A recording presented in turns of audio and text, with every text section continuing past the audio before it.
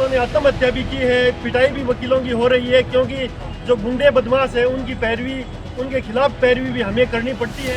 हमारे जो मुख्यमंत्री महोदय हैं उनके गृह जिले में इतनी बड़ी वारदात हो जाती है कि सरेआम एक वकील को नरसंस से हत्या कर दी जाती है। उसके बावजूद भी हमारे मुख्यमंत्री महोदय आंख मूंद कर बैठे हैं कि कोई ना डराए हमें कुर्सी के गुमान से और कोई खेले ना हमारे स्वाभिमान से।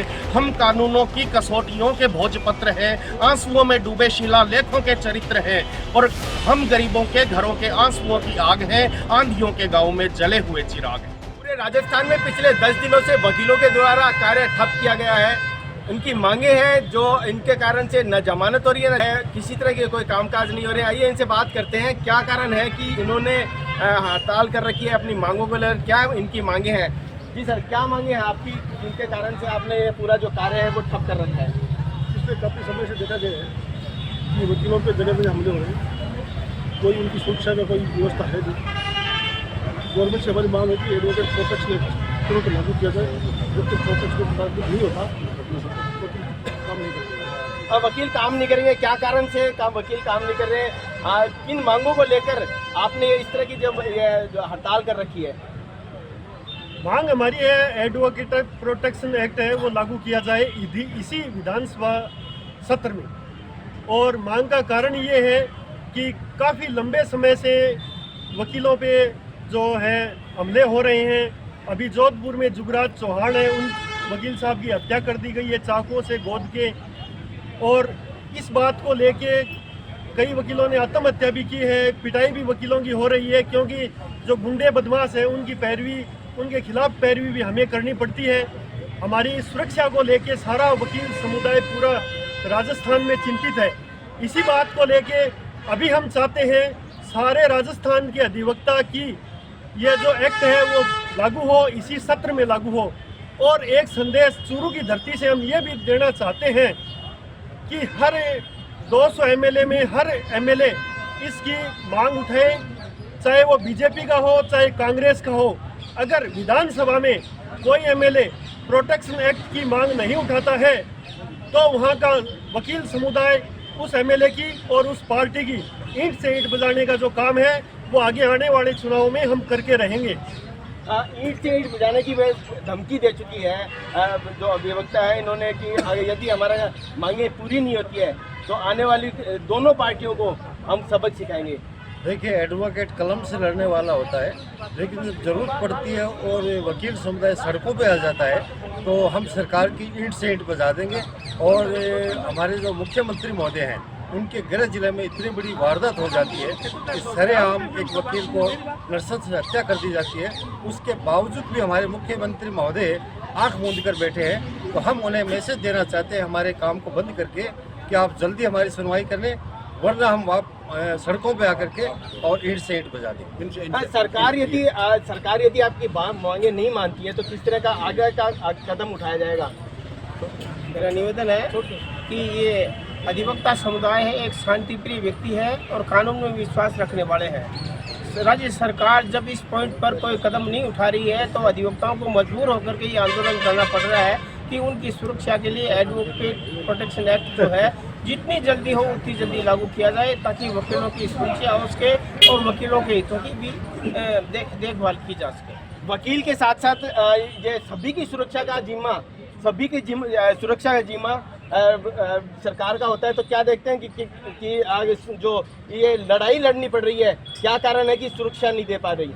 नहीं, ऐसा नहीं है। पूरे राज्य स्तर पे वकील समुदाय एक है और वो जैसे भी हमारी केंद्रीय समिति और जोधपुर की जो बार एसोसिएशन है वो हमें आदेश कर रही है, हम उसके अनुसार आंदोलन कर रहे हैं। और एक वर्क सस्पेंड हम कर रखा है और सभी वकील समुदाय एक है और हमें मुख्यमंत्री जी से बहुत आशा है कि वो हमारी सुनवाई जल्दी करेंगे।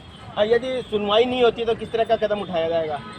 शांतिपूर्वक धरना किया जा रहा है। हम राजकीय विधि महाविद्यालय चूरू के स्टूडेंट्स हैं, हम भी यहाँ पर धरना प्रदर्शन करने के लिए हम भी समर्थन करने आए हैं यहाँ पे।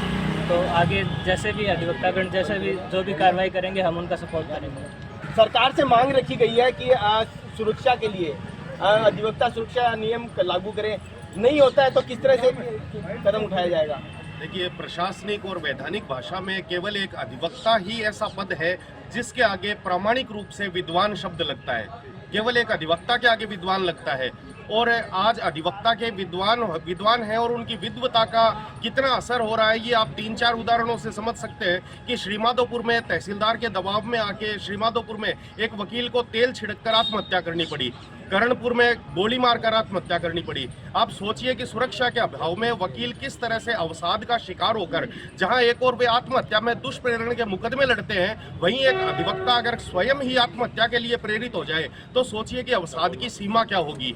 वहीं जितनी भी वकीलों के पास में फाइल है, एक पक्ष की पैरवी करते हैं, दूसरा पक्ष जरूरी नहीं कि ये समझे कि ये कानूनी रूप से पैरवी कर रहे हैं। कई बार ये होता है कि सामने वाला जो पक्षकार है वो वकील को भी एक सामने वाली निजी पार्टी समझ लेता है और ये समझता है कि इस मुकदमे में वकील मेरे खिलाफ खड़ा है, वकील जबकि उस मामले में पैरवी कर रहा होता है। और इस गलतफहमी का शिकार अधिकांश वकील होते हैं जब गुंडे, मवाली और 2% के लोग जिनकी कहीं कोई छवि नहीं है, कोई इमेज नहीं है, वो भी अगर रास्ते चलते वकील से उलझ लेते हैं और जिसकी परिणति यहाँ तक होती है कि जोधपुर में सरेआम वकील साहब को चाकुओं से गोदकर मार दिया गया। ऐसे में वकीलों की सुरक्षा का जिम्मेदार कौन है? जहां एक और सरकार का बहुत सारा पैसा और बहुत सारा समय वकील अपनी योग्यता से कानून के माध्यम से बहस करके फाइल को सोल्व करने में जो सरकार की मदद करते हैं, उस मदद के बदले में अगर वकील खुद ही असुरक्षा के शिकार हो गए तो कौन इन मामलों को देखेगा? कौन सरकार के इन कामों में सरकार की सहायता करेगा? एक और सुप्रीम कोर्ट वकीलों को ऑफिसर ऑफ कोर्ट की उपाधि देकर उनका सम्मान बहाल करने की कोशिश कर रहा है। वहीं सरकारें एडवोकेट प्रोटेक्शन एक्ट के अभाव में वकीलों को जिस तरह से मझधार में और असुरक्षा के भंवर में धकेल रही है, उस सरकार के खिलाफ आज पूरे राजस्थान का वकील समुदाय एकजुट होकर अपने अपने न्यायालयों में दरी पर बैठा है और दरी पर बैठकर यही संदेश दे रहा है कि कोई ना डराए हमें कुर्सी के गुमान से और कोई खेले ना हमारे स्वाभिमान से। हम कानूनों की कसौटियों के भोजपत्र हैं, आंसुओं में डूबे शिलालेखों के चरित्र हैं और हम गरीबों के घरों के आंसुओं की आग हैं, आंधियों के गाँव में जले हुए चिराग हैं। काफी समय हो गया। वकील एकता जिंदाबाद, जिंदाबाद। वकील एकता जिंदाबाद, जिंदाबाद, जिंदाबाद। 10 दिन से ज्यादा हो चुका है लेकिन अभी तक किसी तरह की सरकार की ओर से आपके आमंत्रण नहीं किया गया समझौते के लिए? नहीं, बिल्कुल ऐसा नहीं है। मुख्यमंत्री ने हमारे जो प्रतिनिधि मंडल है उसको बुलाया है और इस बारे में वार्ता की है। हमें लगता है कि अब जल्दी ही हमारा ये जो एडवोकेट प्रोटेक्शन एक्ट है वो इसी विधानसभा सत्र में लागू हो जाएगा। मगर संघर्ष की भी जरूरत है और संघर्ष की पारी लगातार जारी है। स्टाम्प वेंडर भी अब इन जग में आपके साथ में है। स्टाम्प वेंडर के जो अध्यक्ष हैं इनसे बात करते हैं कि इन जंग को जीतने के लिए किस तरह के प्रयास किए जा रहे हैं। हम वकीलों के साथ पहले भी थे, आज भी हैं और भविष्य में भी इनके साथ रहेंगे। हम कोई अलग नहीं है, हमारा एक परिवार है। इनके दुख सुख में हम इनके साथ हैं, ये हमारे साथ हैं।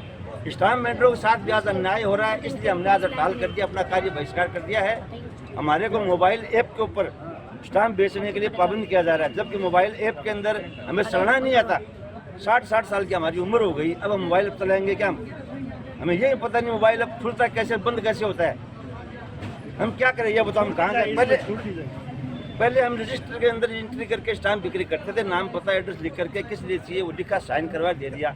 अब उसी हिसाब से पहले की तरह हमें वापस बिक्री करने का इजाजत दी जाए। लॉ कॉलेज के स्टूडेंट्स भी इनसे कंधे से कंधा मिलाकर इनके साथ है। इनके जो जंग है वो जीतने के लिए इनके सहयोग कर रहे हैं। तो आइए इनसे बात करते हैं कि किस तरह से ये देखते हैं जो आने वाले समय पे ये भी कोर्ट में अधिवक्ता बनकर जी रहे करेंगे। हम सभी लॉ कॉलेज के स्टूडेंट्स भी यहाँ पर मौजूद हैं। हम जिस तरह से देख रहे हैं कि अभी हमारे जो सीनियर्स हैं उनके साथ किस तरह का यहाँ पर व्यवहार किया जा रहा है। लोग सरेआम सड़क पर उनके साथ जिस तरह से व्यवहार कर रहे हैं वो गलत है। अगर आज उनके साथ ऐसा होगा, उनको न्याय नहीं मिलेगा तो क्या जिम्मेदारी है कि कल को हमें भी आकर इस तरह का व्यवहार हमारे साथ नहीं किया जाएगा और हमें न्याय नहीं मिलेगा। इसलिए हम उनके साथ न्याय की मांग में कंधे से कंधा मिलाकर उनके साथ। सरकार यदि मांगे नहीं मानती तो इस सरकार को ढालने के लिए पूरी तरह तैयार है। ऐसा कोई कारण नहीं है कि एडवोकेट प्रोटेक्शन एक्ट गवर्नमेंट लागू नहीं करे, तो ऐसा कोई भी कारण नहीं है। गवर्नमेंट का इसमें कुछ लगता नहीं है। गवर्नमेंट को एक लागू करना है, वकीलों की सुरक्षा निहायत ही जरूरी है। हमारे पास विभिन्न प्रकार के लोग आते हैं, बदमाश भी आते हैं, क्रिमिनल लोग आते हैं। हम एक तरफ से पैरवी करते हैं, दूसरी तरफ से भी क्रिमिनल होते हैं। तो जगह जगह हर पैर पर कदम कदम पर वकीलों को अपनी जान का खतरा रहता है। इसलिए हमारी पुरजोर मांग है सरकार इस एक्ट को लागू करे। अगर एक्ट को लागू नहीं करेगी तो सरकार को इसका खामियाजा सरकार को इसका खामियाजा भुगतना पड़ेगा यदि अधिवक्ताओं के सुरक्षा एक्ट को यदि लागू नहीं किया जाता है तो। विजय चौहान, राजस्थान तक, चूरू।